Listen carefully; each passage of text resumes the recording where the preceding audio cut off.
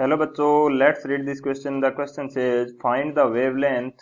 हमें क्या find out करना है? वेवलेंथ फाइंड आउट करनी है for a beam of neutrons, for a beam of neutrons whose kinetic energy is 100 electron volt, यानी कि 100 इलेक्ट्रॉन वोल्ट क्या है? Kinetic energy. Given that mass of neutron is 1.676 into 10 to power minus 24 gram and value of H is 6.62 into 10 to power minus 27 अर्ग centimetre, अर्ग second, centimetre नहीं है ये, अर्ग इंटू सेकेंड है।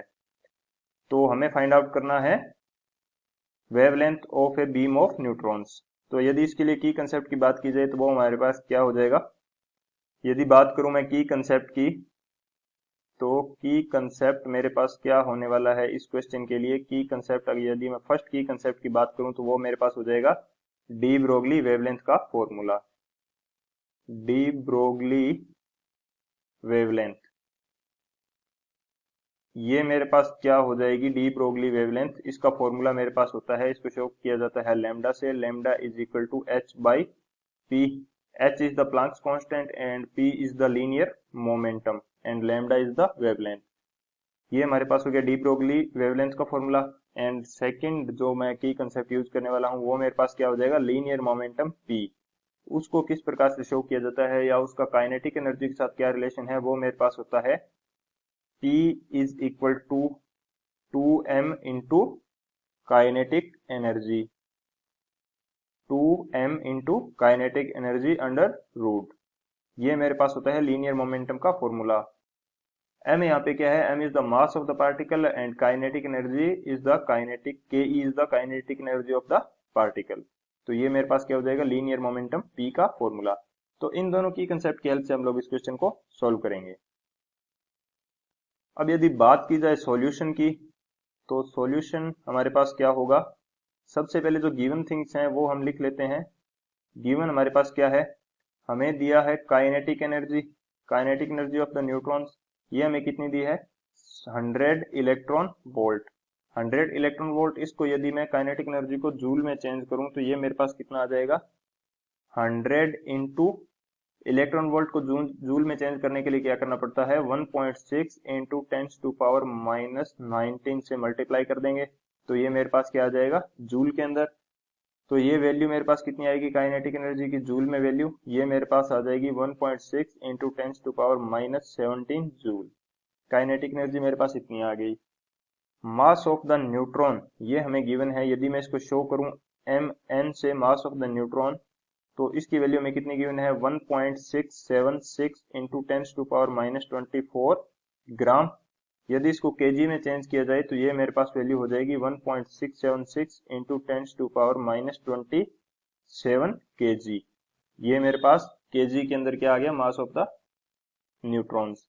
एंड एच की वैल्यू हमें दी गई है, प्लैंक्स कांस्टेंट की वैल्यू हमें कितनी दी गई है? ये हमें दी है 6.62 इंटू 10 टू पावर माइनस 27 अर्ग सेकेंड। ये हमें क्या दी है? एच की वैल्यू। ये है हमारे पास सीजीएस के अंदर। यदि इसको एसआई यूनिट्स में चेंज किया जाए तो ये हमारे पास आ जाएगा 6.62 into 10 to power minus 34 joule second.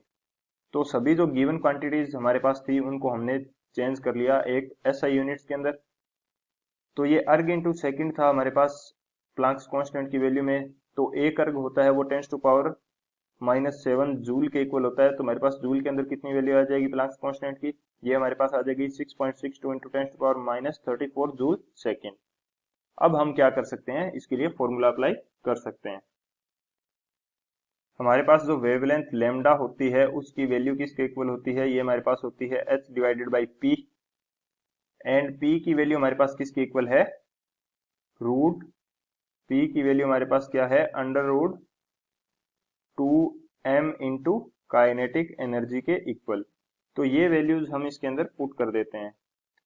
तो h की वैल्यू हमारे पास कितनी है? ये है हमारे पास 6.6 into 10 to power minus 34 divided by p की वैल्यू हमारे पास कितनी है? Under root 2 into mass of neutron. ये हमें कितना गिवन है? मास ऑफ न्यूट्रॉन हमारे पास है 1.67 into 10 to power minus 27 KG.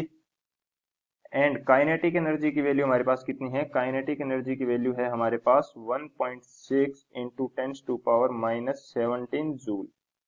जब इसको सॉल्व किया जाएगा तो हमारे पास जो लेमडा की वैल्यू है ये कितनी आ जाएगी? लेमडा की वैल्यू हमारे पास आ जाएगी 2.95 इंटू 10⁻⁻12 मीटर।